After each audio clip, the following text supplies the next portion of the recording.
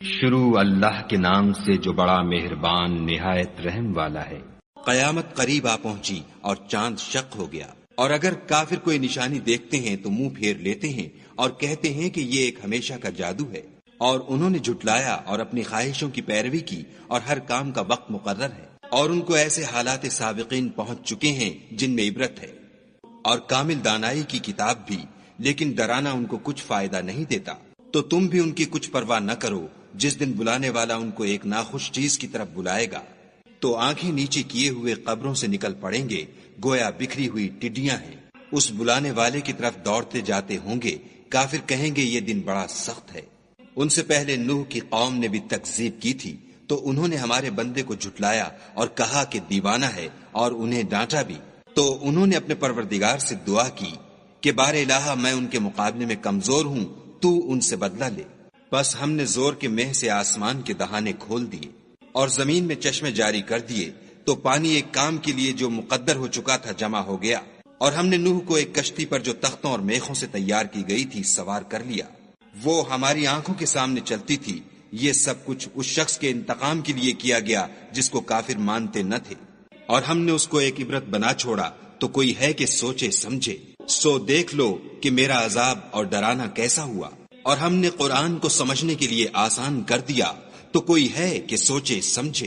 عاد نے بھی تکذیب کی تھی، سو دیکھ لو کہ میرا عذاب اور ڈرانا کیسا ہوا۔ ہم نے ان پر سخت منحوس دن میں آندھی چلائی، وہ لوگوں کو اس طرح اکھیڑے ڈالتی تھی گویا اکھڑی ہوئی کھجوروں کے تنے ہیں۔ سو دیکھ لو کہ میرا عذاب اور ڈرانا کیسا ہوا، اور ہم نے قرآن کو سمجھنے کے لیے آسان کر دیا ہے، تو کوئی ہے کہ سوچے سمجھے۔ سمود نے بھی ہدایت کرنے والوں کو جھٹلایا اور کہا کہ بھلا ایک آدمی جو ہم میں سے ہے ہم اس کی پیروی کریں؟ یوں ہو تو ہم گمراہی اور دیوانگی میں پڑ گئے۔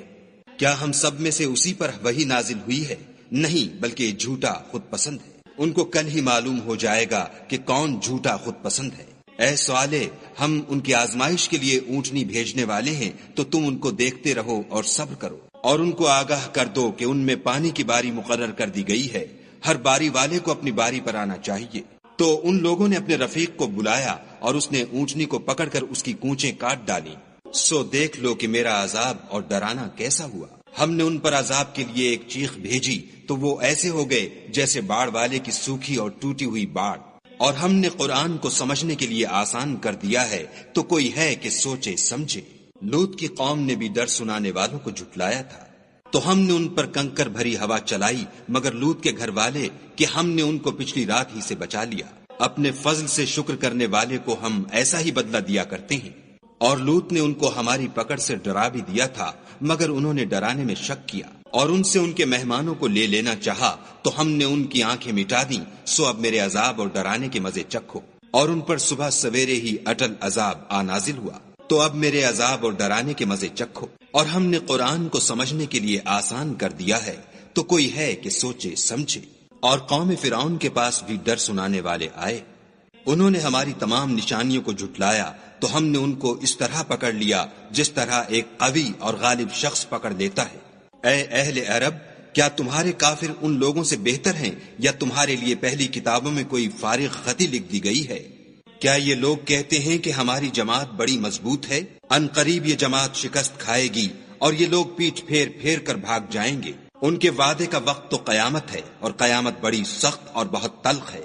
بے شک گناہ گار لوگ گمراہی اور دیوانگی میں مبتلا ہیں۔ اس روز منہ کے بل دوزخ میں گھسیٹے جائیں گے۔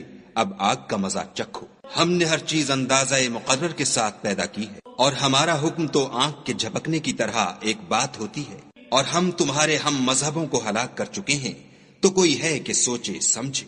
اور جو کچھ انہوں نے کیا ان کے اعمال ناموں میں مندرج ہے، یعنی ہر چھوٹا اور بڑا کام لکھ دیا گیا ہے۔ جو پرہیزگار ہیں وہ باغوں اور نہروں میں ہوں گے، یعنی پاک مقام میں ہر طرح کی قدرت رکھنے والے بادشاہ کی بارگاہ میں۔